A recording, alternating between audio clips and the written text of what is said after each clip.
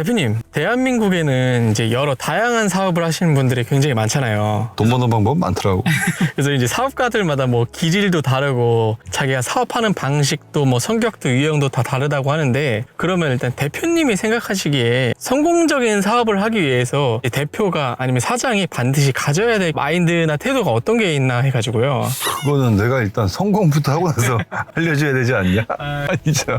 야, 어려운 문제네. 아직 제가 성공을 못 해가지고. 성공을 하면 그때 좀 제가.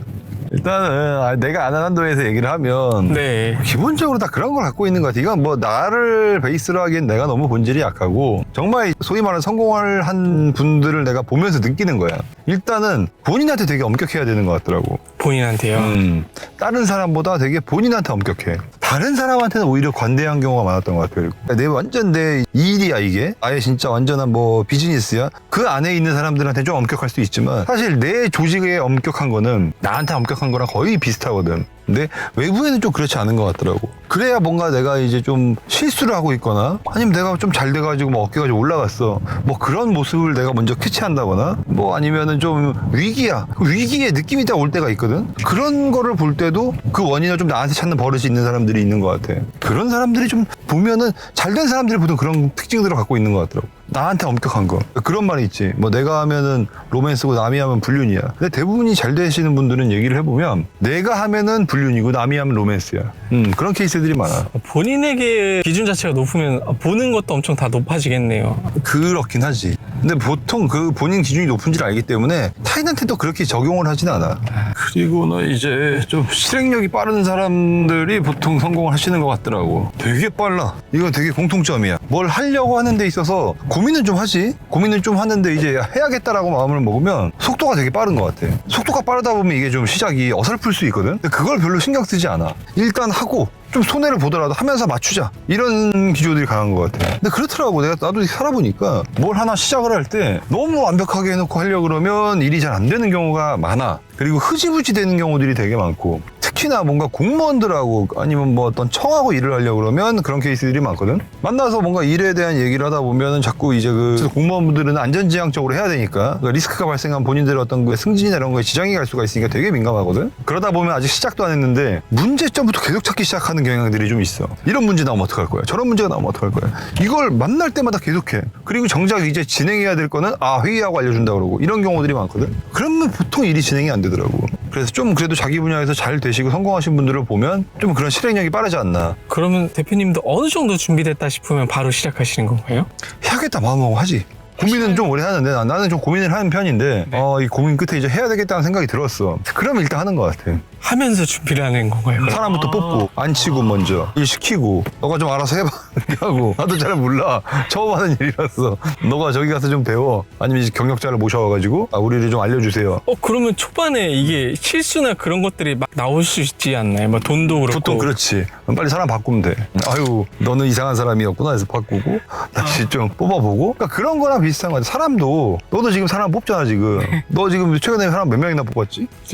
한 2명, 3명. 또 모델들까지 하면 꽤 되지 않나 지금? 그쵸. 그럼 봐봐. 아무리 이력서 보고 뭐 한다고 해서 이게 써보기 전까지 파악이 돼? 절대 파악 안 되더라고. 이거 개 쓸데없는 고민이야. 그렇잖아. 계속 보면서 어떨까 이런 고민은 적당히 하면 돼. 내가 사람을 지금 면접 보지 않는 이유 중에 하나야. 내가 너네한테 다 면접을 던지잖아 그냥. 그냥 알아서 뽑고 나한테 뽑을 때 얘기해달라고 하잖아. 그 이유는 뭐냐면 네가 보기에 괜찮은 서류는 내가 보기에도 어차피 괜찮아. 이 사람의 본질을 파악해야 되잖아. 그러면 그건 일을 해봐야 나와. 맞습니다. 그 백날 고민해서 부족한 것 같은데 좀 더 보고, 이력서 좀 더 받아보죠. 뭐 아무 쓸모 없다니까 해보면. 결국은 내가 일을 해봐야 이 사람이 진가가 나와. 한 번, 두 번, 세 번 해보면 이제 어느 정도 알잖아. 그러면 거기서 잘 맞으면 계속 가는 거고, 생각도 안 맞아, 뭔가 이게 좀 불협화음이 있어, 그럼 거기서 빨리 헤어지는 거지 이제.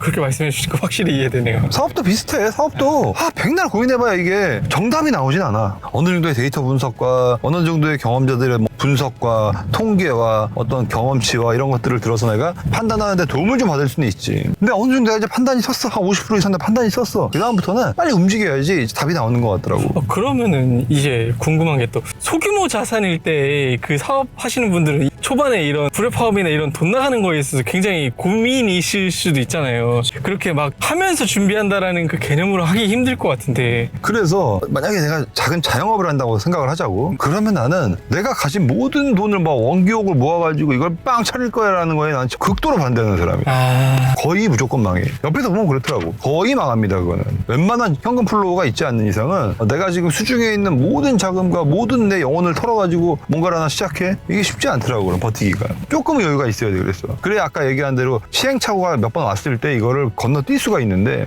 내가 이게 올인이야. 예를 들어 내가 이 사람 월급 주고 3개월치가 다야. 딱 썼더니 3개월 지나서 보니까 이 나쁜 데 그럼 어떡할 거야 이제. 다시 시작해야 되잖아. 내가 그 3개월 동안 일은 배웠겠지. 내가 이 사람을 통해서 일은 배웠겠지만 3개월 해보니까 이놈의 횡령을 되게 많이 하고 사기꾼이야. 그럼 이제 바꿔야 될 거 아니야. 그 시점에 내 자금이 하나도 없어. 그러면 이제 피벗해서 올라갈 수 있는 아예 기회가 없다는 거지. 그래서 어느 정도 내가 여유가 있을 때 사업이라는 걸 시작해야 되지 않나라고 생각해 나는. 그리고는 이제 사람과 일하는데 조금 익숙한 것 같아. 특히 큰 사업을 하는 형들을 내가 이렇게 보면은 사람을 잘 믿어. 근데 그 베이스에는 잘 봐. 사람을 잘 믿는데 사람 보는 눈이 없으면 사업이 안 되겠지 당연히. 그쵸. 제일 망하는 지름길이니까. 근데 사람을 잘 믿기 이전에 사람을 잘 보더라고. 그리고 그 다음은 잘 믿어. 그리고 그 믿은 사람이 잘 할 수 있게끔 많이 잘 도와줘. 자유도를 좀 주고. 좀 그런 것 같아. 너무 오너가 이 마이크로 매니지먼트를 하려고 하면 직원들이 약간 좀 수동적으로 되는 경향들이 있고 혹은 좀 약간 그 도전 정신이 떨어지는 경향들이 있거든. 나도 약간 마이크로 매니징을 계속 놔야지 하면서도 좀 못 놓는 사람 중에 한 명이야.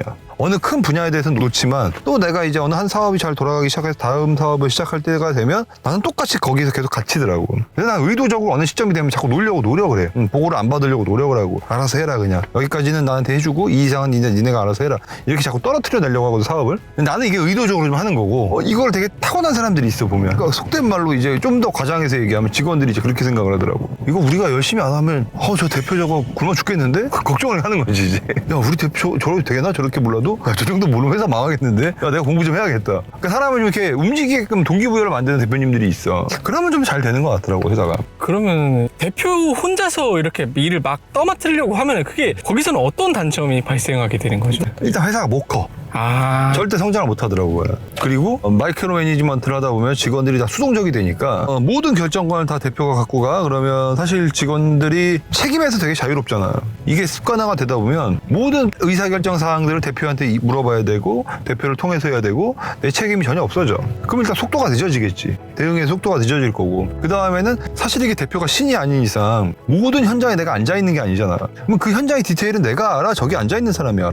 저기 앉아있는 사람이 알죠. 당연히 그렇겠지. 그 사람이 그럼 먼저 판단해서 나한테 알려줘야 될 정보들이 있어. 근데 이걸 내가 너무 마이크로 매니징을 하다 보면 굳이 그걸 얘기해야든 굳이 그 사람이 그 디테일을 나한테 얘기하지 않든 결정은 내가 그냥 알아서 할 거 아니야. 이런 상황이 반복되다 보면은 그런 문제의식 자체가 이제 없어지게 되더라고. 그리고 인원이 많아지면 절대적인 게 사람이 직접적으로 소통할 수 있는 직무 인원이 보통 10인이라고 얘기를 하더라고. 10명 정도야. 그 이상을 넘어가면 그때부터는 이 10명이 시작해줘야 돼. 나랑 소통하고 있는 한 10명, 7명에서 10명의 사람들이 그 다음 10명에서 7명을 소통해줘야 돼. 그럼 내가 10명, 이 10명이 다시 또 10명, 한 100명이 넘잖아 벌써. 이렇게 해서 조직이 커지는 거지. 내가 이 10명을 소통하고 그 밑에는 10명을 내가 또 소통하고 그 밑에 10명을 내가 또 소통하고 이렇게는 불가능하더라고. 그래서 조직을 키우려면은 조금 그럴 필요가 있지. 이해됐습니다, 대표님. 대표님, 그럼 오늘 이렇게 성공적인 사업을 하기 위해서 사장이 가져야 될 것에 대해서 이제 콘텐츠 찍어봤는데 마지막으로 한 문장으로 정리해 주시면 어떤 얘기가 있나요? 사실 정말 중요한 비결이 하나 있는데 어떤 거요? 제가 성공을 하고 와서 다시 한번 말씀드리겠습니다. 이런 부족한 성공으로 지금 뭘 떠들 주제는 아닌 것 같고. 알겠습니다.